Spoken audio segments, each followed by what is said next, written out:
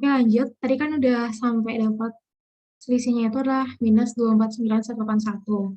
Nah terus untuk perhitungan di 2020, itu berarti kan bonds payable atau carrying value bonds payable di 1 Januari 2021 atau 31 Desember 2020, tadi kan tinggal ambil aja, itu adalah 96.534. Nah, tapi karena kita membandingkan lagi nih sama si P, yaitu yang cuma dibeli 40%, berarti kan tinggal dikali 40%, dapatlah 38.613. Sedangkan investment in debt yang dicatat sama si P atau si pembeli per 31 Desember 2020 itu adalah 39.298. Nah, dicari selisihnya, dapatlah ternyata ada selisih sebesar minus 685.012, berarti itu kan loss. Nah, terus untuk interest revenue juga sama, berarti berapa sih interest revenue untuk tahun 2020? Berarti pengakuan di 2 Juli 2020 sama 31 Desember 2020, berarti kan tinggal 2145 ditambah 2153. Dapatlah 4298. Terus, untuk interest expense-nya juga sama kayak di 2019 tadi, yaitu tinggal per 2 Juli 2020 sama 2 Januari 2021, ditambahin terus dikali sama 40%. Nah, dapatlah interest expense-nya adalah 4580. Dicari selisihnya, dapatlah minus 282. Terus sekarang kita masuk ke bagian perhitungan income from S-nya. Nah, oke. Income from S, jadi aku bikinin kayak gini aja karena kalau bikin satu-satu itu kayak banyak banget ngambil tempat. Ya, kayak ini tulisnya berulang gitu. Jadi aku panjangin aja kayak gini. Kanan. Oke, jadi kan diminta investment in pendapatan investasi di 2017, 18, 19 sama 2020.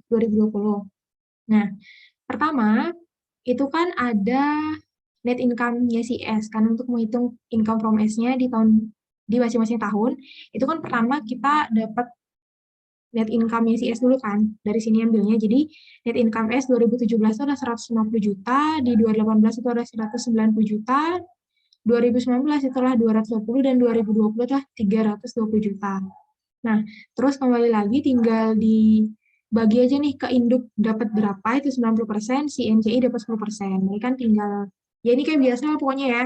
Ini tinggal kali 90 dari ini kali 10 ini juga sama kayak gitu. Oke, lanjut ke bagian amortisasi inventory. Nah, tadi kan dibelinya di 2017, terus inventory yang under value itu terjual di 2017 juga. Tadi kan tinggal masukin untuk 2017, berarti kan ada under value atas inventory sebesar 40 juta. Karena dia terjual habis di 2017, berarti dia tinggal masuk ke perhitungan income di 2017. Gitu, makanya di sini minus 40, terus kembali lagi diproporsiin ke induk sama NCI. Nah, karena dia terjual habis di 2017, berarti kan 2018, 19, sampai 20 itu kan udah nggak ada apa-apa lagi kan. Maksudnya dia nggak akan ngaruh nih perhitungan income di tahun 2018 sampai 2020 gitu. Terus selanjutnya sama ada amortisasi atas building yang over value. Nah, ini kan dikasih tahu kan over value sebesar 80 juta. Terus masih memiliki masa manfaat 16 tahun, berarti kan per tahunnya itu dapat diakui amortisasinya adalah senilai 5 juta. Nah, karena dia over, jadi kan karena dia over, berarti kan di sini kita isiin minus, karena tadi yang over tuh aku tandain minus, berarti kan di sini udah langsung positif 5 juta, jadi setiap tahunnya itu 5 juta. Nah, terus sama juga diproporsin ke induk sama NCI. Hal yang sama juga berlaku ke tahun-tahun selanjutnya gitu, karena dia berlaku 16 tahun, berarti kan 2017 tambah 16 itu kan berarti 2033 kan, gitu masih sampai 2020 masih dipakai gitu. Terus selanjutnya untuk konstruktif apa ya namanya ya, CRB. Itulah pokoknya terkait sama ini nih, perbedaan ini. Nah, karena dia dibeli sama si PT 2019, berarti yang ada pengakuan atas gain on constructive gain atau loss on retirement of bonds payable itu kan ada di tahun pembeliannya aja. Makanya nih 2017 kan belum terbit, 2018 belum dibeli sama si P, nah di 2019 nih baru dibeli. Berarti kita tinggal masukin aja konstruktif CRB-nya ini. Jadi kan kalau CRB itu kalau misalkan dia gain itu kan sebenarnya positif ya, jadi menambah income. Nah, tapi karena dia loss, makanya di sini negatif gitu. Oke, dapatnya dari mana? Jadi perhitungannya itu didapat gampangannya sih kalau kita udah bikin jurnalnya ya. jurnalnya kita lihat di 2019, itu ketika dia beli, ini kan jurnalnya bakal kayak gini nih. Nah, 2019, constructive loss on bonds payable, ini atas selisih bonds payable sama debt investment, terus sama interest revenue dan interest expense. Nah, ini kan ada dua nih, akunnya si constructive loss on bonds payable kan 967 sama 249. Nah, itu ditotalin, dapatlah 1217 yang ini. Gitu. Nah, terus karena dia itu upstream, ya kan? Nah, bonus payable itu kan upstream. Berarti untung atau rugi itu kan yang punya si S. Nah, kalau yang punya si S, tadi kan NCI dapat bagiannya gitu. Makanya ini dibagi ke induk 90% dan ke NCI 10% gitu. Nah, terus untuk tahun 2020 itu nggak ada lagi nih pengakuan atas constructive gain atau loss dari bonus payable-nya itu karena itu hanya ada di tahun pembeliannya aja. Gitu, makanya di sini nggak ada. Selanjutnya, bagian dari piecemeal atau apa sih istilahnya piecemeal ya? Kayak pengakuan bertahapnya gitu loh per tahunnya. Nah, jadi kan itu tuh didapat dari selisihnya sih karena dia pakai effective interest method, jadi udah langsung ambil aja dari tabel amortisasi. Itu jadi ambil aja selisih antara interest revenue dan interest expense-nya. Nah, ini kan kita udah cari untuk 2019, itu kan selisihnya sebesar 249. Oke. Kalau CRB itu tadi aku bilang kalau misalkan dia gain, itu kan normalnya kalau dia gain itu kan dia bakal menambah income. Nah, tapi kalau piecemeal itu kan pengakuan bertahapnya, berarti dia tandanya itu berlawanan nih sama CRB gitu. Makanya kalau misalkan di sini positif, di sini negatif gitu. Kalau di sini negatif, di sini positif. Oke, jadi tinggal ambil aja dari sini kan, berarti kan 249 untuk tahun 2019, itu selisihnya interest revenue sama interest expense. Nah, terus sama lagi karena upstream itu dibagi proporsional ke induk sama NCI.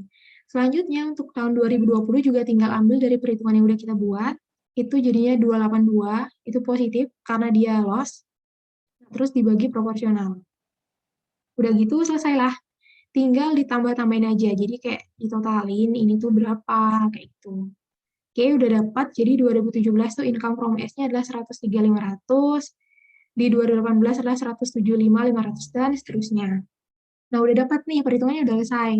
Nah, terus kita ditanya kan, kalau misalkan pakai, kita ditanya, berapa sih besarnya pendapatan investasi di 2017 sampai 2020 ketika pakai metode biaya dan pakai metode ekuitas. Oke, ini dia. Kalau pakai cost method, itu kan kita kan nggak bikin, itu kan, apa namanya, eh, nggak mengakui perubahan nilai dari investment in S. Iya kan? Makanya dia nggak, jurnalnya itu nanti nggak akan ada investment in S nih. Kayak ini nggak semua ya jurnalnya ilmunasinya. Tapi kayak gitu kan udah kita pelajarin. Nah jadinya apa sih atas investasinya itu yang kalau kita jurnal itu ada income-nya. Nah itu kan dividen income tuh. Kalau sampai cost method, itu kan dia kalau nerima dividen berarti kan cash pada dividen revenue atau dividen income. Sedangkan kalau pakai equity method itu kan dia jurnalnya cash pada investment in S, kayak gitu. Berarti kan kalau cost method, pendapatan atas dividennya itu kan merupakan sebagai income atau pendapatan. Makanya pendapatan investasi kalau kayak cost method itu adalah sebesar berapa sih dividen yang dia dapatkan, kayak gitu. Berarti 2017 itu 54, tahun selanjutnya 67, tahun selanjutnya 81, kayak gitu. Nah, terus kalau misalkan pakai equity, itu kan mengakui tuh perubahan dari nilai investment in S-nya. Nah, kan ada tuh kalau dia dapat mengakui net income, dia kan jurnalnya berikan investment in S pada income from S. Gitu, kan income itu kan merupakan pendapatan. Jadi, untuk equity method, kita bisa langsung ambil nilainya dari perhitungan income from S-nya tadi. Gitu. Jadi, untuk 2017 itu ada 103, 2018 adalah 175, dan 2019 adalah 201. Gitu. Oke, itu untuk soal pertama. Terus untuk soal kedua, kita diminta untuk ngitung berapa sih beban non-pengendali atau non-controlling interest di 2017 sampai 2020 dengan metode biaya dan metode ekuitas.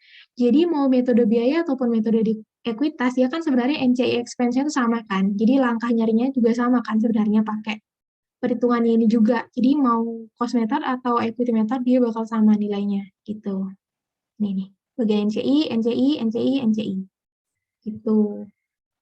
Nah, terus untuk nomor 3, kita diminta untuk bikin jurnal eliminasinya terkait sama eliminasi utang obligasi sama investasi utang obligasi atau bonds payable sama investment in debt atau debt investment, terus sama bikin jurnal eliminasi terkait beban bunga dan pendapatan bunga atau interest revenue atau interest expense dan interest revenue gitu. Jadi pertama kita mulai dari cost method dulu.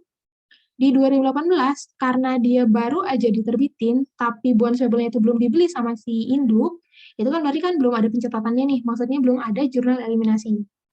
Jadi 2018 mau di cost method atau equity method, dia itu no entry. Terus masuk ke 2019 ketika investasinya itu udah dibeli tuh sama si P. Kalau dia cost method, dia kan sebenarnya jurnal pertamanya sama sih, ini. Jadi pertama kita kredit bonds payable di debit, kita debit bonds payable karena dia saldo normalnya kredit, terus kita kredit debt investment sebesar udah yang kita hitung tadi di bagian sini. Nah, ini tinggal masukin aja. Nah, selisihnya karena dia di tahun pembelian, makanya masuk ke akun constructive loss on bonds payable. Sebenarnya ada nama panjangnya, tapi aku lupa kayak isi retirement juga. Tapi aku nulisnya constructive loss on bonds payable, gitu. Tinggal selisihnya aja. Nah, terus untuk di bagian beban bunga, di bagian bunganya tinggal interest revenue, interest expense, selisihnya masuk ke constructive bonds payable ini, gitu. Nah, terus jangan lupa juga eliminasi atas bonds payable-nya ini kan ada terkait sama interest payable sama interest receivable.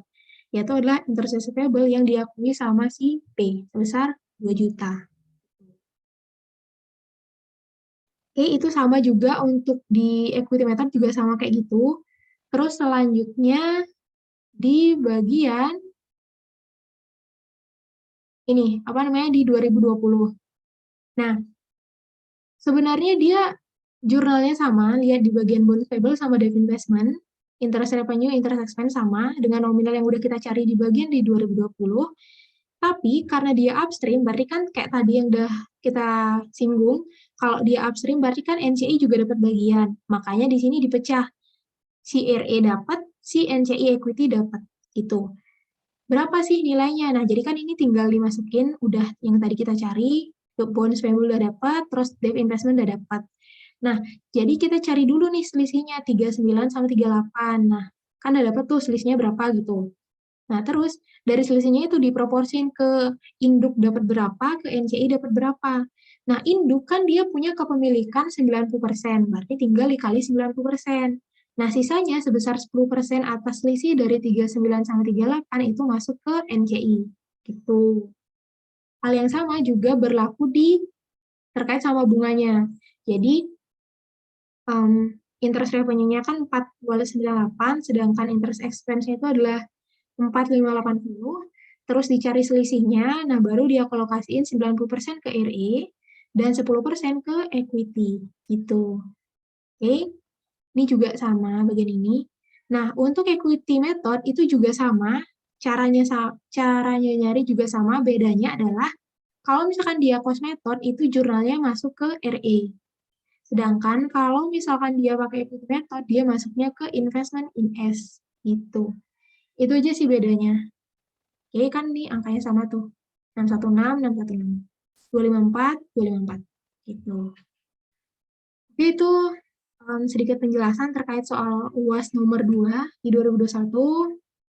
Semoga bisa bermanfaat dan semoga bisa dipahami dan dimengerti.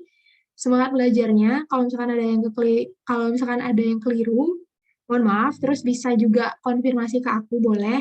Jadi biasanya kan linknya tuh aku kasih di story. Jadi kan pasti temenan di WA gitu. Jadi kalau misalkan kalian temen WA aku, kalau misalkan aku ada keliru, boleh banget untuk dikoreksi dan kasih tahu aku gitu.